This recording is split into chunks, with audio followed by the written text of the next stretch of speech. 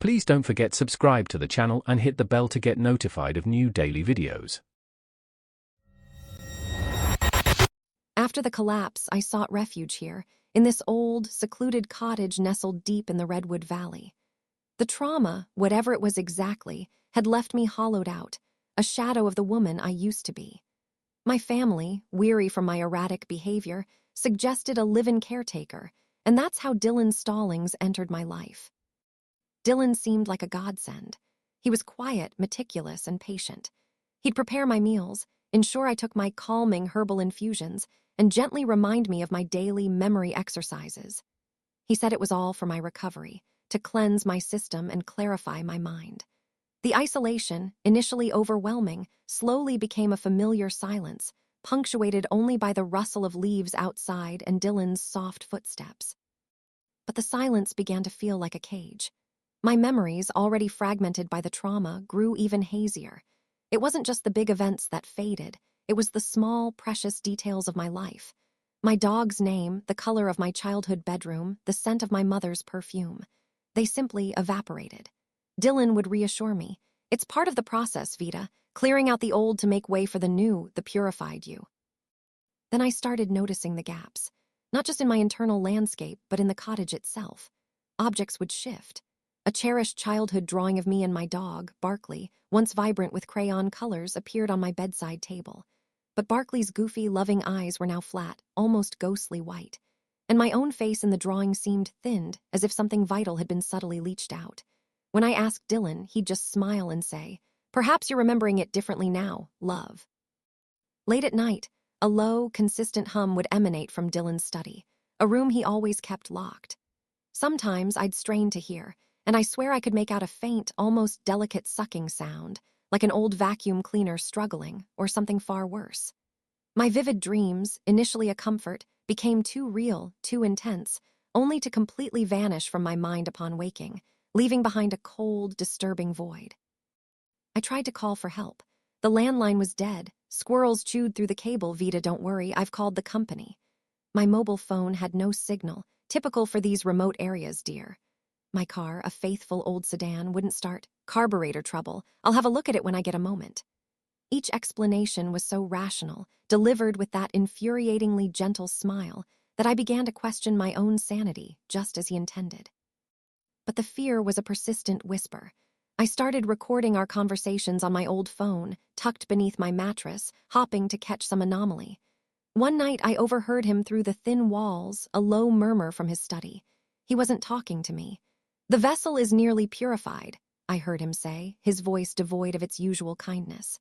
"The harvest approaches. She's almost empty." Empty, the word echoed the void I felt inside. Driven by a terror that dwarfed my self-doubt, I fetched the old iron poker from the hearth. The flimsy lock on his study door splintered easily under my frantic blows. It wasn't a study. It was a laboratory. The walls were lined with shelves holding glass jars of various sizes, each containing a swirling, shimmering mist or light. They pulsed, almost breathing, with a faint inner luminescence. On a large table in the center, a strange contraption of glass tubes and copper wire hummed softly, resembling a twisted, mechanical dreamcatcher. Tubes snaked from it to the jars, like lifelines. And then I saw it. A collection of my own old possessions.